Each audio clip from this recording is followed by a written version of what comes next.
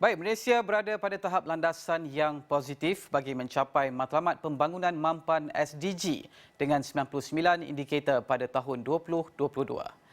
Ketua Perangkawan Malaysia Datuk Seri Muhammad Uzair Mahidin berkata, indikator berkenaan akan membantu setiap negeri dan daerah masing-masing bagi mewujudkan kerangka pelaksanaan SDG. Ketersediaan indikator bagi 2022 meningkat 79% berbanding 71% pada tahun sebelumnya. Daripada keseluruhan 195 indikator, sebanyak 146 data tersedia bagi 2022. Sejumlah 68% menunjukkan peningkatan positif bagi tempoh tersebut. Bidang utama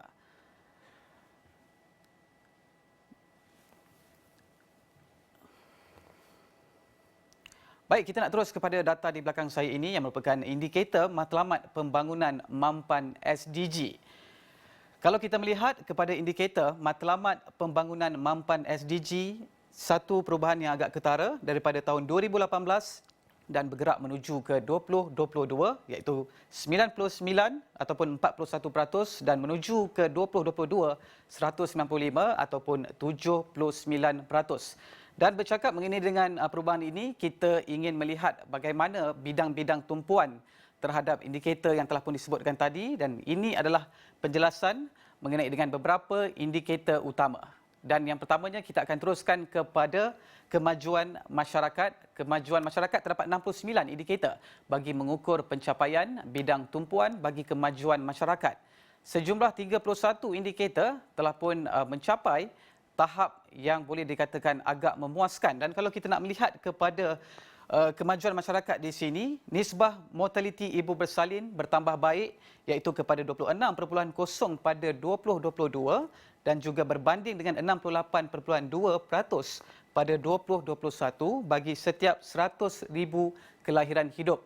Dan ini kita melihat kepada perubahan bagaimana daripada segi kadar kelahiran di negara ini jauh lebih baik kalau kita lihat kepada tahun yang sebelumnya. Dan menuju ke seterusnya adalah daripada segi aspek kemakmuran. Sejumlah 53 indikator telah tersedia bagi mengukur pencapaian matlamat dalam bidang kemakmuran.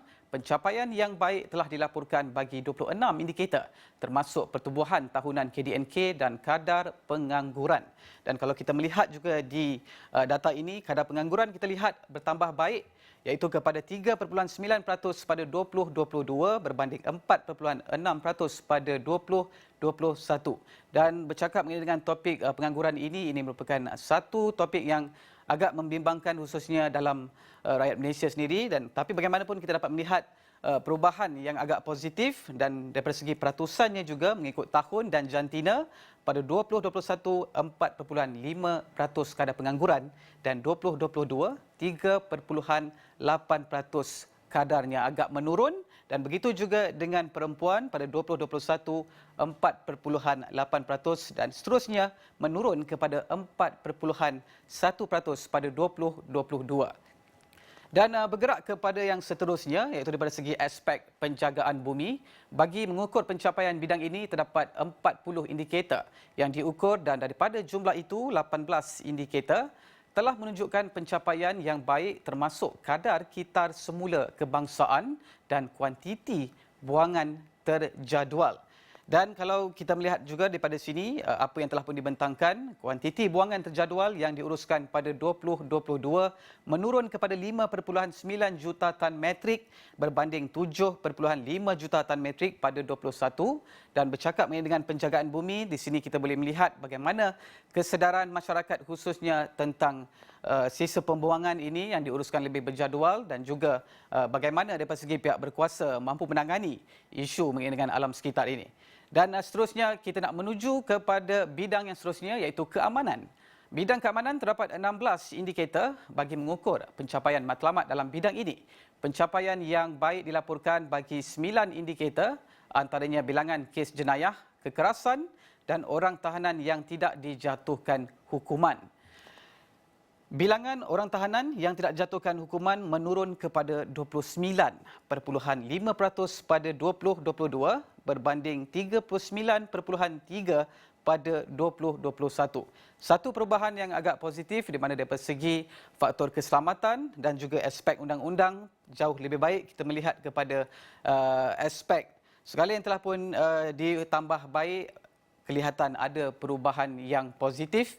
Dan begitu juga dengan kadar pada tahun yang seterusnya kerana ini adalah bagi tahun 2022 dan kita ingin melihat bergerak ke hadapan bagaimana daripada segi pindaan undang-undang yang telah pun dilakukan akan bertambah baik.